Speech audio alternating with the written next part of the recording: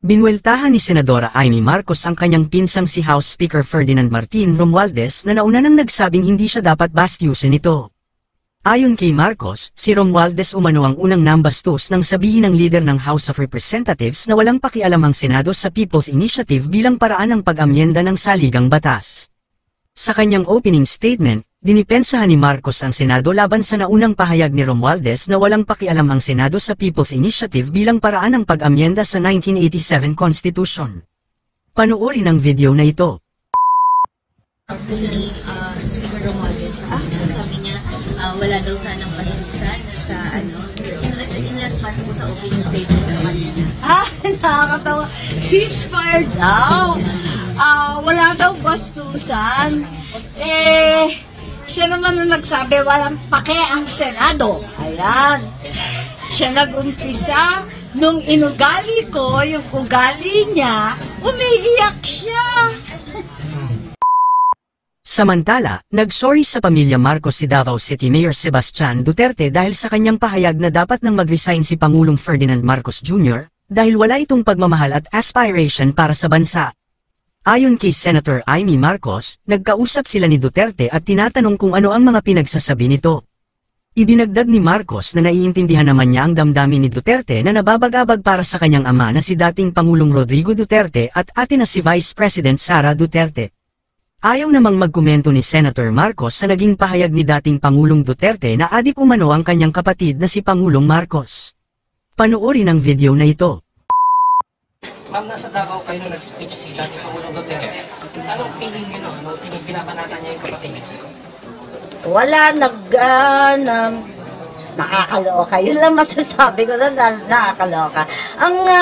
Ang lumapit sa akin ay si Mayor Baste Duterte. Nagsorry. Naintindihan ko naman kasi syempre sobrang emotional siya dahil isipin mo naman ikukulong yung tatay mo at yung ate mo. Talaga namang magre-revolusyon yung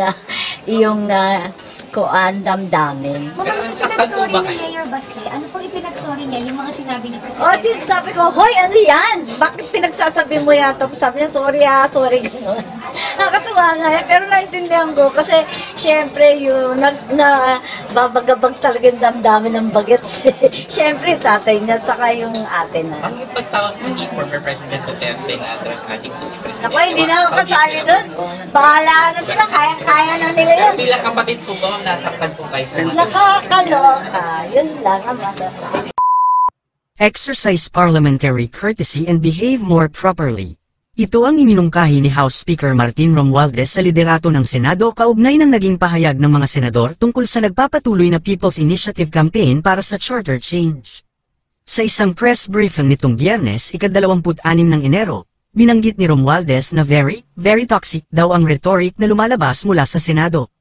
Matatandaang naglabas kamakailan ang Senado ng manifesto na tumutulig sa PAY campaign. Ito ang dahilan kung bakit binabanata na si Romualdez ni Senadora Amy Marcos. Panoorin ang video na ito.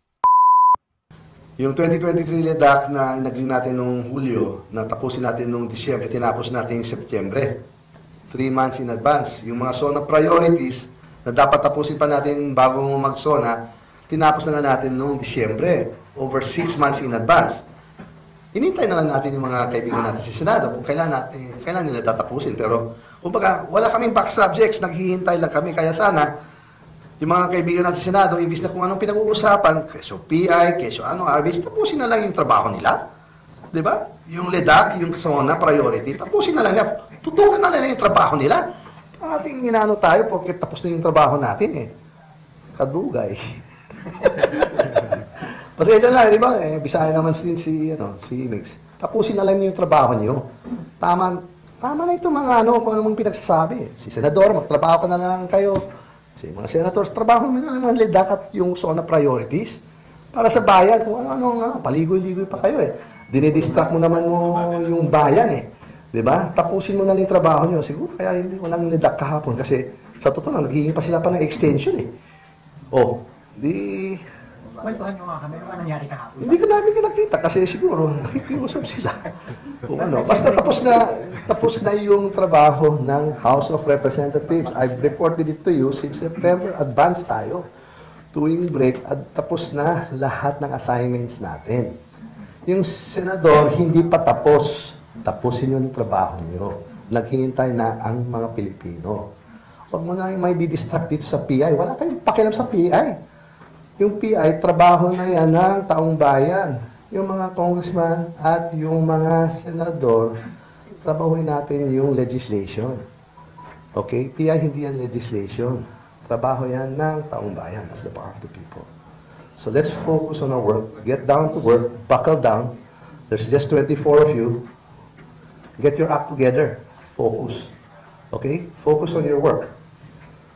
Alright? And stop hitting on Congress. And maintain parliamentary courtesy. Lest 300 congressmen start picking on, well, the delays that you have caused the nation in legislation. Okay? Nais ko lang sabihin na kung minsan may mga sakit na kapag ginamot at biglang nawala ang sintomas, akala natin wala na. Akala natin magaling na yung tao. Akala natin napuksa na natin ang sakit. Kaya ihihinto natin yung gamot. Hanggang isang araw, lilitaw ulit ang sakit. Isa na siyang mas malakas na karamdaman at bago pa natin maagapan, huli na ang lahat. Ang sabi ng COMELEC, hihinto na sila sa pagtanggap ng pirma hanggat hindi na ay aayos ang ilang teknikalidad. Anong teknikalidad? Yung mga pirmang naipasa na. Paano? Anong bagong pamantayan ang gagawin nila?